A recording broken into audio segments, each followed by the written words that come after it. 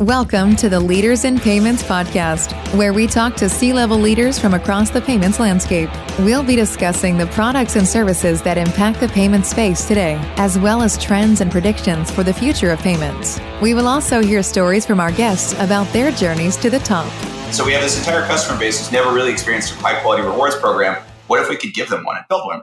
And so we basically said is when we were working on the economics of the business, what if we just give customers the interchange back?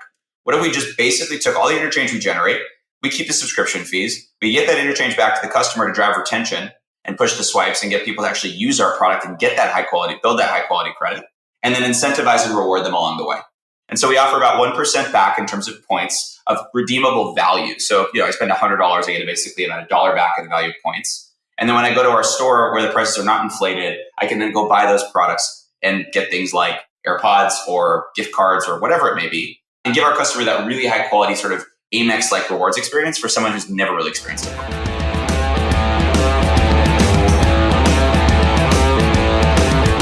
That was Extra CEO Max Hellerstein, and he is my special guest on this episode 210 of the Leaders in Payments podcast, and I'm your host, Greg Myers. Before we get into this episode, I wanted to make you aware of some opportunities we have here at the Leaders in Payments podcast. We have various sponsorship opportunities, including our upcoming Diversity and Inclusion Month in March. We're also launching a new series of podcasts called The Pulse of Payments, where we'll focus specifically on a topic for an entire month. For example, we'll cover embedded finance, open banking, cross-border payments, and more. And finally, if you've ever thought about starting your own business podcast, please reach out. We're B2B podcasting experts as well and can help you launch and market your very own podcast. For more information on any of these opportunities, please contact me directly at greg@leadersinpayments.com. And now back to the show. Max is the CEO of Extra. Extra is the first ever debit card that allows consumers to build their credit history with every single swipe. The company generates revenue based on a subscription fee, and the interchange on every transaction is then given back to the customer to incentivize them with rewards and select offerings. Max and I go on to talk about his journey to the CEO role, his strategy for getting obsessed, and where he sees the industry going in the next 2 to 3 years as it relates to consolidation, bundling, and the potential for one universal rail. We've got a great episode ahead, so let's get started.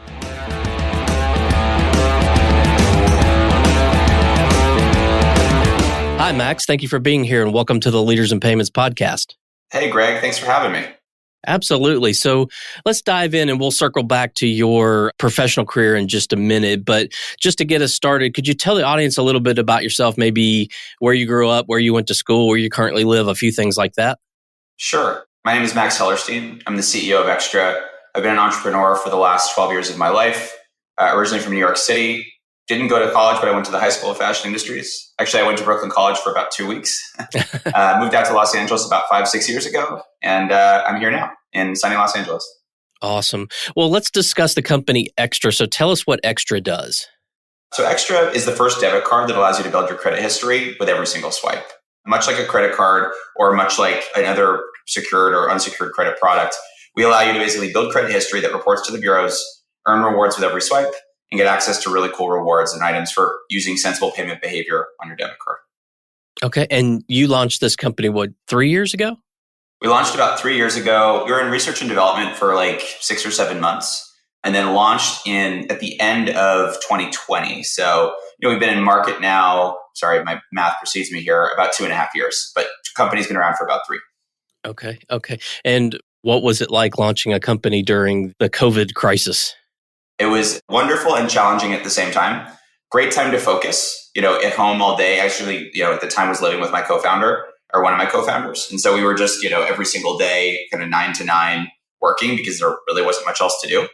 That also being said, extremely terrifying and fearful to say, even going outside and going to do things that we took for granted almost as normal were impossible or difficult. I remember the first time sitting at a restaurant again indoors with all my friends and just saying, wow, I forgot what this felt like. And so now I think very much crystallized by the focus and discipline of that time, but equally as appreciative of the moments I get to share with people in real life now. Well, I think to help people understand kind of the value prop in the product, maybe walk us through sort of what is the user experience like what are the steps they go through to get an extra card and then to use it and then to get the value from it? Yeah, so it's pretty simple. Basically, users go on our website, or members go on our website at www.extra.app. They go through our sign-up flow, and we collect some basic KYC information. And the thing that's different about us and most other kind of credit building products is we don't require you to have any existing credit at all. You can basically sign up for our product with just a cash balance that's sufficient for a subscription and meets a few other areas of criteria that are not quite taxing and are not looking at sort of 7 years of history in order to underwrite you. You basically go onto our website. Once you've filled in that information, you connect your bank account via Plaid. There's over 11,000 bank accounts on the Plaid network. I'm sure your listeners are very aware of Plaid and what they do. And when they log in with their bank credentials, we do a quick check to just make sure they have enough for the subscription. They don't have too many overdrafts. And we just make sure that they're going to have a long-term successful experience with Extra. From there, we underwrite them to a spending limit, or spend power is what we call it, to the amount in their connected account up into a certain cap.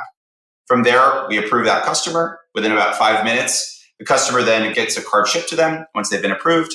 And from there, they get their card, they activate their card. We offer them both a virtual and a physical card, start swiping. And then as soon as they start swiping the card, we basically put them on a 30-day clock for every transaction that they swipe. From there, though, most of our customers opt into paying the next business day. And when they pay the next business day or 30 business days or any time after that swipe, we start furnishing that data to the bureaus.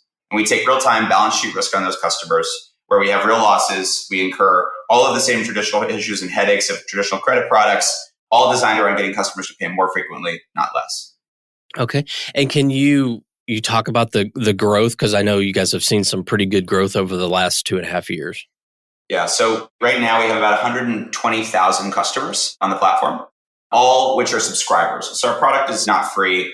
Our customers pay a subscription. So we don't have any free users on our platform. And that 120,000 customer growth has just basically been our entire focus and our entire discipline of just growing a massive customer base and offering more high quality credit to more consumers every single day. Yeah. Can you touch on the reward side a little bit? Yeah. So I think what was really interesting is when we were starting to develop this product, we thought a lot about, what would actually make a debit card more appealing. I mean, obviously the ability to build credit is something that had not really existed in the category before. But similarly, rewards have been quite scarce in debit. Now, there have been rewards associated to checking accounts. There are like bonuses and deals at your local merchants and vendors. But what didn't exist was sort of the Amex style experience of rewards, which is I get these points have value to me. I accumulate these points and then I go and redeem things like travel and other like cool items in the store that, in some cases are things we go and admire and chase, and others are just the amount that just build up in the background and we realize we have them and we're excited. But the thing is that this just hasn't existed in debit. And so we have this entire customer base who's never really experienced a high quality rewards program. What if we could give them one and build one? And so we basically said is when we were working on the economics of the business, what if we just give customers the interchange back? What if we just basically took all the interchange we generate, we keep the subscription fees, we get that interchange back to the customer to drive retention and push the swipes and get people to actually use our product and get that high quality, build that high quality credit, and then incentivize and reward them along the way. And so we offer about 1% back in terms of points of redeemable value. So, I spend $100, I get basically about $1 back in the value of points. And then when I go to our store where the prices are not inflated, I can then go buy those products and get things like AirPods or gift cards or whatever it may be, and give our customer that really high quality sort of Amex-like rewards experience for someone who's never really experienced it before. Okay. And as you're probably aware, the payments or fintech industry, there's a lot of go-to-market strategy around partners. Do you work with partners, or is this more of a straight direct-to-consumer from Extra to the consumer? So originally our thesis was very much direct. We focused all on direct marketing. We really didn't do a ton of partnerships because we felt like we wanted to own the customer relationship from first to last click. That being said, after doing a lot more research and looking at the market, we are very much in market with partners now. We're working with a lot of the sort of smaller marketplaces where you can basically look between different credit cards and other products to decide between Extra or not. We're on some of the financial wellness blogs, and we're now becoming sort of the recommended go-to rebuilder or starting builder product, particularly for consumers with a 550 or 600 credit score. And so I think we're a lot more open to working with partners now. Actually, if anyone here is listening and runs a payments-like recommendation engine, we'd love to talk to you. We think that we are an excellent sort of turn down affiliate, cross-sell partner, and are actively looking for new partners today. Okay. And I assume that your model is the revenues just generated on the subscription fees. Yeah, so we do collect interchange, but we basically just give that back to the customer. I have a pretty firm view on making the subscription where your margin is going to be. And then you use the interchange really as the carrot to get consumers to or members to really keep using the product, because it's just a really powerful way to keep people motivated, as we've seen with some of the credit card players. Right. And you mentioned something a minute ago about financial wellness. And I think we talked about this offline, but we have, and I think our listeners will know this, but we have a financial inclusion month every year. Can you kind of talk about that credit building and that aspect of it? I mean, I think that's incredibly important that we give visibility to that what companies in payments and fintech are doing. So maybe talk about your view on that, and then kind of what the company's doing to help. Yeah. So really for like the last 40, 50 years, credit has been built really one of a few ways. You get a credit card, you take out a loan, you adopt or inherit whatever your family or your parents' credit score is. And the system is not really made for everybody to just participate. The on-ramps are just not really that strong, particularly if you don't have that financial literacy, you weren't raised with it, or you weren't surrounded by it growing up. And so what we basically have done is figured out ways, how do we make credit building effectively autonomous so it works in the background for consumers, make it easy and work within their existing lifestyle, and not require you to have to go read a bunch of complicated literature or sign a bunch of really difficult to understand documents and pay a bunch of exorbitant fees for it. What if we just made it super simple? And so our entire business is make it really frictionless to get on the credit on-ramp, go learn about it while you're getting on that on-ramp, provide that literacy in our mobile app. We do that today in our experience tab, where we have everything from information about what a credit score even is, in through how can I mess it up? What do I need to go right? And then what do I need to do to basically build high quality credit over the long term? It's not just about quick fix. It's how do I set myself up so that when I go and get my mortgage, I can think about a refi later on and I can have a score that would support that. Or I get the car that I want, the auto trade I want that I can actually afford.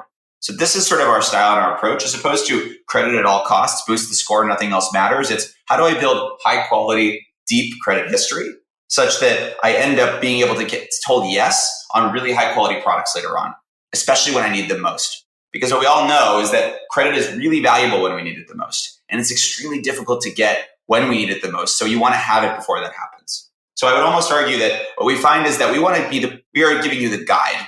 We don't want to catch you when it's sort of too late. We want to show you the way to give you that journey. And if you think about the market right now, there's very few companies that actually have that incentive to do so. We are one of very few.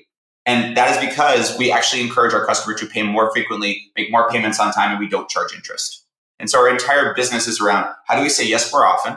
How do we take very adequate risk on consumers and give them a shot on goal to prove to our other subsequent lenders later down the line that these consumers are just as good as the others? They are just approaching a bit different of a path, and they may have an adverse impact on the way that they got to that score. And we're here to help support them and guide them in the right direction. Okay. And are you just in the US right now? Today, we are only in the US, yes. But lots of interest in expanding for international folks who want to build US credit history. And we are also for folks 18 and up. So unfortunately, anybody under 18 or parents listening with kids, we are working on a solution to be able to offer credit building for folks at all ages the sustainable way. Okay. And what would you say differentiates your company from your competitors out there? So what we've basically found is that the real way to win here is to figure out how to say yes more often, effectively take more risk, but take smart risk on consumers, and really, really resolve the most painful points of the credit onboarding experience. So that's things like the credit check. That's things like the quality of the product you're offering. Like, are you actually giving folks the ability to go and spend the money that they've earned? Or are you creating this very strange fixed experience that is more complicated than helpful? And then I think most importantly, how do you make folks feel like they're not they're getting the experience much like that of, some of the highest quality credit products out there. So you offer really good customer support. I'm not talking about robots, actual people on the other end who can answer hard and complicated questions. Things like our reward store, where the items are not just little gift cards. They're actually high quality products that people want to aspire to achieve and purchase. I think that there's this sort of knack that it's just give people this mousetrap. I don't like the mousetrap analogy. I'm here to set up folks for long-term success. And that's where the alpha will be for our business. And I think what you'll find is that right now in the market, there's a lot of either fly-by-night stuff, or you have to go and inherit an entire banking relationship. We actually believe that it should just be as easy as bolting on a Chrome extension. And I think that's been our edge for a long time. And Folks still haven't really built products that way because I think that there's this idea that they need to own a much different relationship than I think is actually necessary. And so I think we're just different in that we're doing less, but really focused on the less that we do. Yeah. So do you see consumers, like when they sign up, they use it just a little bit and then that kind of grows over time? Yeah. So what we've found is that pretty much within the first 30, 60 days, we have at that point had furnished one or two credit cycles for the customer. And the customer's kind of made the decision whether or not they're going to go down this path. And then from there, we can see how customers stay for another year, 2 years, and in some of our oldest cohorts, 2.5 to 3 years, because they're building that long-term credit history. And it's not like extra's just a stepping stone. Sure, there are customers who get an extra debit card and then move on to a credit card and graduate a few months later. But then there's others that really like our product and what it does. And so we kind of are here for sometimes a short time for a customer, sometimes a long time for a customer. But either way, when we start furnishing the customer's credit, we start to see that there can be anywhere from a 48 to a 79 point increase, depending on where they are in their journey. 48 points or 79 points for a rebuilder is a massive leg up in their ability to go get a product that otherwise would have never been possible for them. And that's things like you and I might take for granted, like getting approved for an apartment, getting approved for an auto trade, getting a mortgage on a house, things that maybe if you have a sufficient level of how payments work, you probably understand how the credit system works. It just is something that is so non-existent and is a gap of knowledge that's just not taught in schools. And so we're making up for a lot of that lost time with our customer, and they really respect and appreciate that and build a long-term relationship with us to do just that. Yeah, I love it. Where do you think and I use payments industry in kind of quotes, but definitely your answer can be based on kind of the segment or niche that you fit in. But where do you see that going in the next, say, 2 to 3 years? I think sort of just to clarify, the kind of credit space, or you mean just payments as a whole? Well, I mean, I think both would make sense, but sort of whatever aspect of it that you feel is going to affect your business in the long term. My observation has been, it's really interesting that, and I'm sure you're very familiar with this, in America, you've got like ACH, you've got Zelle, you've got this sort of FedNow product that's coming. We have RTP. There's all these sort of fancy acronyms for how we move money around. And I think what's so interesting is that is still so fragmented. The ways in which we accept payments and how different folks accept payments, maybe with like sort of the exception of the fact that credit cards and debit cards are the main rail. There's so many other rails around that. And what I'm really curious about, what I think a lot about is like, what does the consolidation of payments look like? Does this all just end up on one rail, right? To some degree, we went from bartering to cash, and cash was the rail until somebody came up with a second rail. And now we've got like 6 rails. And so I just wonder, we went from unbundling. Now there's all these different kinds of payments, and I haven't even gotten into crypto, right? We haven't even talked about crypto yet, but you've got all those rails of payments. And so where does this all end up? Does this just end up back in one? And so I sort of think of things in cycles, unbundling and then rebundling. And I would wonder, I think it would be interesting to think about the fact that we probably are at peak unbundle now. Maybe I could be wrong about that. But do we get back to bundle? And does that happen in 3, 15, 20 years? Who knows? But I think that whatever it is, I think directionally we are going to go back to bundling of payments. I think it's going to go back down to a few networks, a few rails, maybe 2 or 3. And those just continue to be the sort of lion's share of how we think about money movement, with a lot of folks who just cannot get that adoption because payments need that mass volume to work. Yeah, and you mentioned it, so I'm going to ask, how do you think crypto fits into all this? I think crypto replaces a lot of the value of cash. And what I mean by that is everything from micropayments and tips in through those moments when you need to exchange currency that are just offhand. Back in the day, I used to go to Peter Luger Steakhouse in Williamsburg, and if you didn't have a reservation, there was somebody who would usually skip the line over you and hand the maitre d' a $20 bill, and they'd get seated right away. You kind of wondered, like, wow, that money stuff is powerful, huh? And I guess what I think about is like, does that then happen in crypto where you sort of get this, those moments where cash can be helpful and those little moments where micropayments are important that you're not going to pull a credit card out and a Square reader on. So I think that for these like very small payments where the fees are nominal and the ability to sort of have zero identity or faceless identity to it is going to be important.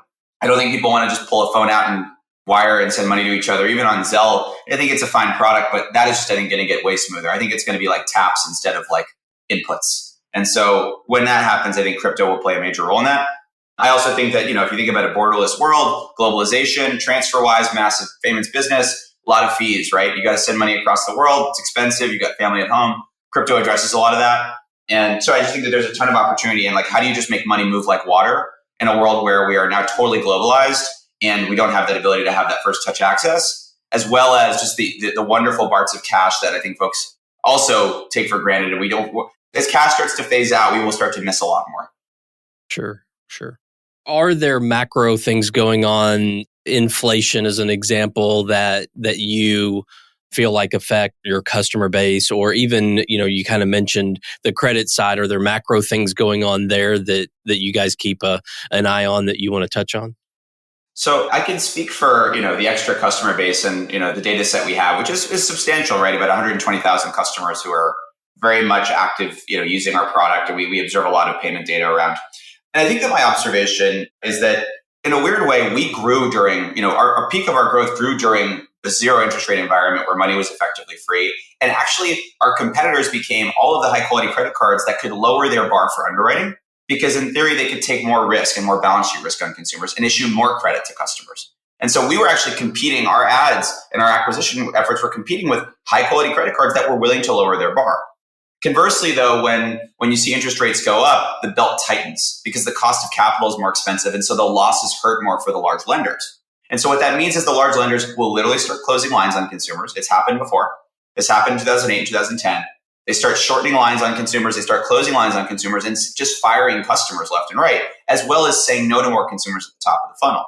And so for that reason, those consumers that otherwise would have been told yes and are now told no, can look for products without realizing it that are not going to be reliant on that cost of capital to be told yes. Where products like us come into the fold is those customers, that swath of customers that otherwise would have been told yes and is now being told no, can still come to Extra and be told yes.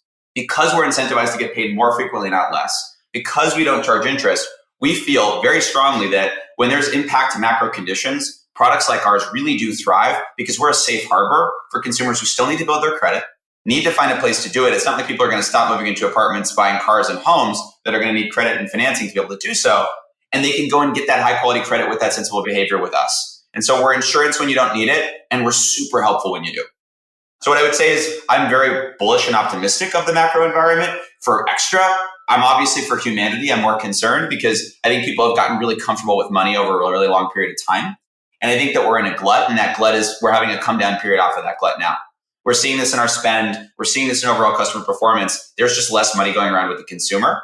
I think the consumer is just much more aware now than they were in 2008, or at least we have reason to believe that they are. We'll see if that's actually true. Yeah, I agree with you on that. All right, well, let's switch gears a little bit and talk about you. So tell us about your journey to your role there as the CEO at Extra. So, I am very much one of those kind of people who I was okay in school. I was not accelerant. I love to learn, a lifelong learner, and continue to love to learn. And I'm very obsessed with this idea that being sort of relentlessly curious is a really large feature that I think has powered and empowered a lot of the entrepreneurship. And the beauty of my job is that when I get excited about something, then I get to go get 5 or 10 other people excited. And then they go get another 5 or 10 people excited. And that law of compounding happens. And eventually a customer gets our card. So my job here is to be, figure out a mission, get obsessed with it. In the case of Extra, it's like, how do we help hundreds of millions of people who are on the credit rail just have a bit of an easier solution? And even if you were to say, hey, Max, you're never going to go get hundreds of millions of customers, to have the idea that we are an open door for consumers to build credit at any level is just such an exhilarating feeling. And so I'm just a moonshot kind of person who's running to build a really big company that can support and help a ton of people while being incentivized to generate subscription fees and build a high quality business. I think like Elon Musk, you love him or hate him, but the Tesla as a business, as a car, and it's this idea that we can actually drive a high quality car that's good for the environment, asterisk to those who are going to question whether it's good for the environment or not. But presumably an electric car is better for the environment than not. And it actually just helped a ton of people along the way while building a great business. And so I don't know, I think that for me, what gets me fired up is how do you get that middle Venn diagram of helping people, building high quality businesses and running at it? I am not the kind of person who is going to win on my pedigree. I'm not the guy who on paper makes sense. If you look at my background, I ran a pizza company. And then after that, I ran a sort of QVC for Gen Z company. I did not have any business in anything doing finance and payments or financial services for payments, and somehow stumbled my way in here. But I really believe that a lot of this is just get really obsessed with a problem, go figure out all the ways to tackle and address that problem, and then go get a bunch of really smart people excited around you who equally want to solve that problem with you. And if they don't even understand the size of it, show them the way, because amazing things end up happening that way. And so my mantra is more with anything, like just identify really big, hard, and meaningful problems and go solve them with whatever resources you can. Yeah. I grew up very humble beginnings. Both parents are artists. Didn't grow up around payments experts. Wasn't like they just really two really big, hard entrepreneurs who One was an architect, one's a photographer, and they just love the idea of building things and having relentless curiosity in their ideas. And so I think I'm a product of that. And I don't know what else I really am aside from that. No, I love that. That's awesome. So what are some things you're passionate about? So maybe one work-related passion and one personal passion. So work-related passion, I really love solving hard problems. And then I love showing people how to solve them. I think that inherently I love to teach. In a weird way, I love to like go find the problem, show people how we can solve it, and then just, again, bum rush or almost sort of like become obsessed with being sort of winner take all of that problem. I am very competitive, and this bleeds into my personal life in a way where, I love the idea, and not sort of aggressive competitive. I just love the idea of being sort of the silent winner, where you really work in private, you basically build this massive thing, and then people notice and they're like, oh my God, how did that get so big? Like, I love that feeling. I don't like to do this sort of like, look at how big we're going to be. I like the feeling of like, look at what we've done here and how incredible this is, and look where we're headed. I think that there's this idea of sort of slope versus y-intercept. I love the idea of slope. I love the idea of look at this progress and look where we're headed. Sort of that horizon is a really exciting thing to me. And then personally, I love the journey of not only my entrepreneurship, but bleeding into things I like to do in my own time. And so very into fitness. Recently, I've been really into sort of like trying to hack my diet, do a little bit of biohacking. I've been having a lot of fun recently reading about just all of these new ways and tactics, not even about longevity, but just like how do you wake up feeling great every day? Really big advocate and proponent of high quality sleep. I got an excellent night of sleep last night, so hopefully I'm doing okay today. And really just care a lot about health and just feeling really good in the body that I'm in, because being an entrepreneur, being a CEO at any level, whether you're a pre-seed company or you're a public business, like it's blood, sweat, and tears. And you've got to be emotionally and mentally fit for that. And if you're not, you will I've seen it happen. You will burn out. So I think the personal and professional life ends up bleeding over a lot. Work-life balance is something I don't know if it actually exists in my life, but I think they sort of complement each other. And so I don't know, between fitness and friends and just being really passionate about work, that's kind of like, everything else is just details. Right. Well, the next question, I love to ask the question just because I think everyone brings their own kind of unique experience. And obviously yours, to your point, isn't a payments background. It's more entrepreneurial and passionate about building things. So when I started in payments a long time ago, there was the word fintech didn't exist. And, it was debit and credit. And now there's so much more. And there's been so much money invested in payments and fintech. It's become an industry that people are interested in kind of building a career around, or at least starting a career in the industry. So curious, your advice to someone who's just coming into the industry, what would you tell them to do to be successful? Really good question. Gosh, I don't know where to even, that's a hard question, actually. Okay. I like to kind of go off of like where my gut goes in that. So I'll give you where my gut is at. In my view, the wonderful thing about having very little payments and fintech experience is you can become really wide-eyed and learn at whatever is actually happening in that moment. You don't bring this sort of book of, well, this is how so-and-so used to do it. You get to really write your own rules. Right. The problem with writing your own rules is that means you're also learning on the job. And, I think that there's, someone once told me that the only person learning on the job should be you. In other words, that's sort of a reflection on how you hire and surround yourself with folks. But in short, I think that the beauty of, I would rather take the upside case of wide-eyed and I need to go learn a bunch and become obsessed than here are all my past experiences that need to be this sort of perfect answer, this precise answer of how a business needs to get built in this modern time. But the technology moves faster than that thought. And so what I would say is, I think for folks looking at getting into payments or financial services, identify really high quality partners early on who have done this at scale. Talk to them. Allow them to prescribe you their version of the world. But remember that they're not going to have 100% of the perfect answer. So collecting that sort of combination of feedback and advice across consumer, across financial services, or across any of the adjacent industries to the thing you want to do. And then looking at the logos and the names of the folks they work with. Are those companies you want to be in good company with? Even if they're competitors, right? These financial service businesses are all sort of operating off of the same rule set with slightly different ways that they approach and get there, but they're all working within a lot of the same economics. And so what you should look for is, what are these players doing and why are they partnering this way? And what does that mean for my business? It really is, it's not the same level of competition and fierceness of secrecy that you find in other industries. Like, I'm not worried about industry secrets with these partners. It's much more about, do these folks have high quality financial services businesses that have run really high quality compliance programs and make sure that they are in market selling a product that truly has alpha? And they're not just using the same 10 poles that every one of these players and service providers can use. again, there's very little differentiation in these things. And so really being in good company is important. And then I think the next thing that I would add is that really high quality compliance and compliance advice early on is important. It's actually non-optional. Getting really good folks around the table who you trust to be your leader in sort of legal risk decision-making and compliance decision-making is not optional. You will get shut down. You will have problems. You will be out of business if you are not working alongside high quality compliance leadership and decision-making. And so what you really don't want is to be early on and not be able to actually launch your product because you just didn't ask the right compliance folks and the right legal folks questions about how to get to market in a way that will make sure that you are protected and covered in the event you have a problem. So I think that just really high quality feedback and advisory from good legal and compliance folks who have done this at modern fintechs that have scaled is a non-optional. I would do that as early as possible. Yeah, I think all of that is very, very good advice. So, Max, we've covered a lot of ground on the company, what you do, the value you bring to the market, kind of where everything is heading, a little bit about you and your background. Is there anything else you'd like to add before we wrap up? No, I would love to hit back on that point, though, that around sort of partnerships and folks listening. If you're in payments and you're in financial services and you either run a product or are partnering with other products, and you're in the process of looking for either sending a lot of customers you can't underwrite or want to offer financial literacy or credit literacy to your customer base, Extra is very much actively looking to speak to those folks and provide those services. So, we're at www.extra.app. We're looking to help millions of people build and get access to high quality credit. And we'd love to work with you and hear from you. And I'm Max at extra.app if anybody wants to reach out. Okay. Well, Max, thank you so much for being on the show today. I know your time is very valuable, so I want to be sensitive to that. So thank you so much for being here. Greg, thank you so much for having me. I really appreciate the time. Absolutely. And to all you listeners out there, I thank you for your time as well. And until the next story. Thank you for joining us this week on the Leaders in Payments podcast. Make sure you visit our website at leadersinpayments.com, where you can subscribe to the show and where you'll find our show notes.